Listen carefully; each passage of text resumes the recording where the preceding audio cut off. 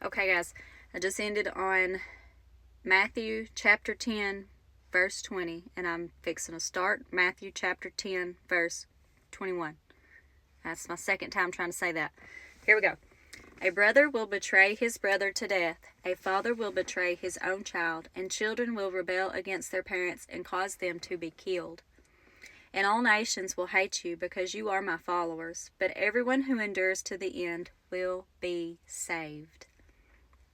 When you are persecuted in one town, flee to the next.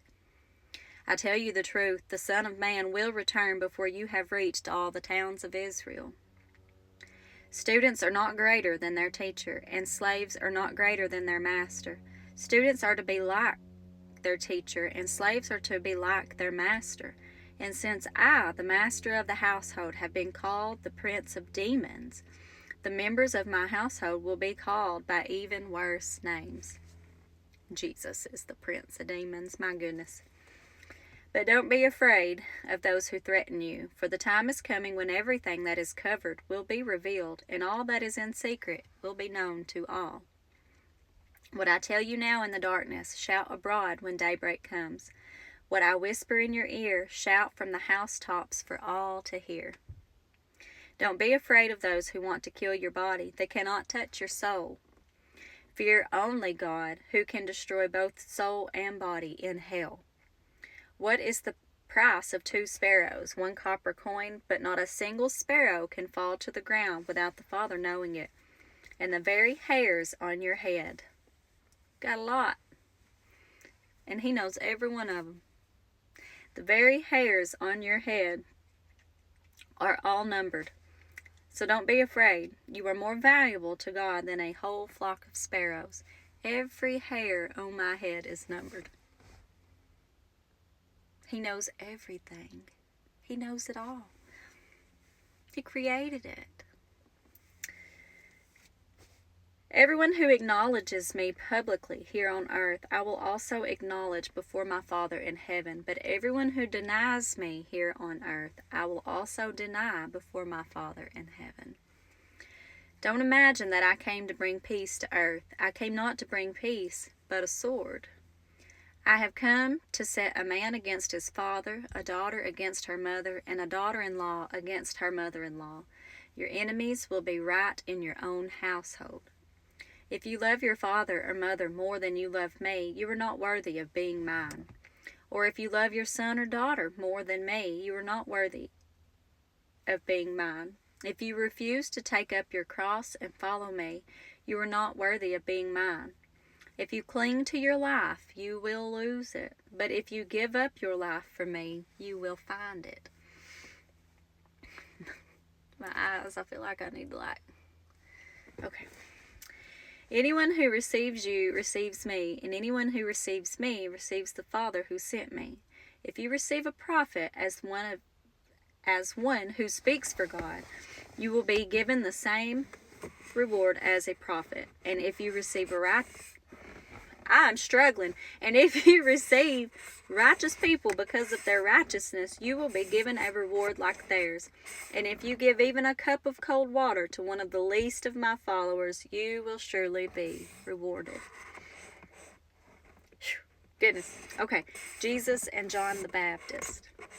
When Jesus had finished giving these instructions to his 12 disciples, he went out to teach and preach in towns throughout the region. John the Baptist, who was in prison, heard about all the things the Messiah was doing. So he sent his disciples to ask Jesus, "Are you the Messiah that we have been expecting? Or should we keep looking for someone else?" Jesus told them, "Go back to John and tell him what you have heard and seen. The blind can see, the lame walk, those with leprosy are cured, the deaf can hear, the dead are raised to life, and the good news is being preached to the poor." And he added, "God blesses those who do not fall away because of me." As John's disciples were leaving, Jesus began talking about him to the crowds. "What kind of man I'm so sorry, y'all. Okay. As John's disciples were leaving, Jesus began talking about him to the crowds. What kind of man did you go into the wilderness to see? Was he a weak reed swayed by every breath of wind, or were you expecting to see a man dressed in expensive clothes? No, people with expensive clothes live in palaces. Were you looking for a prophet? Yes, and he is more than a prophet. John is the man to whom the scriptures refer whenever they say, "Look, I am sending my messenger ahead of you, and he will prepare your way before you." I tell you the truth, of all who have ever lived, none is greater than John the Baptist. Yet even the least person in the kingdom of heaven is greater than he is. And from the time John the Baptist began preaching until now, the kingdom of heaven has been forcefully advancing, and violent people are attacking it. For before John came all the prophets, and the law of Moses looked forward to this present time. And if you are willing to accept what I say, he is Elijah, then one of the prophets said would come. Anyone with ears to hear should listen and understand. To what can I compare this generation? It is like children playing a game in the public square. They complain to their friends, "We played wedding songs and you didn't dance. And we played funeral songs and you didn't mourn.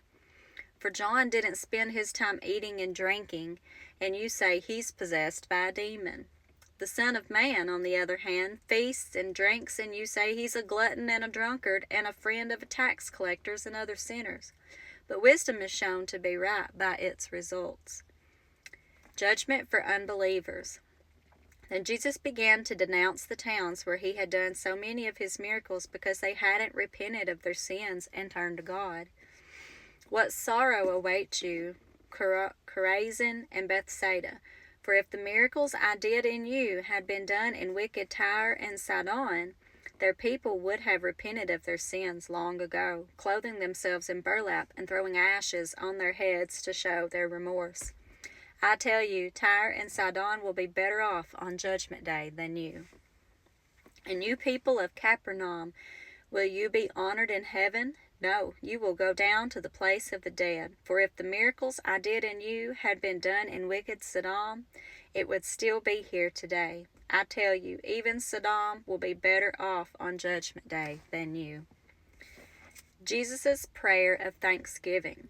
At that time, Jesus prayed this prayer: "O Father, Lord of heaven and earth, thank you for hiding these things from those who think themselves wise and clever, and for revealing them to the childlike. Yes, Father, it pleased you to do it this way. My Father has entrusted everything to me. No one truly knows the Son except the Father, and no one truly knows the Father except the Son, and those to whom the Son chooses to reveal." And Jesus said, come to me, all of you who are weary and carry heavy burdens, and I will give you rest. Take my yoke upon you, let me teach you, because I am humble and gentle at heart, and you will find rest for your souls. For my yoke is easy to bear, and the burden I give you is light. Amen. Okay, guys, that's the end of chapter 11, and I'm going to leave that at a stopping point. I'll be back tomorrow with chapter 12. Love you. Bye.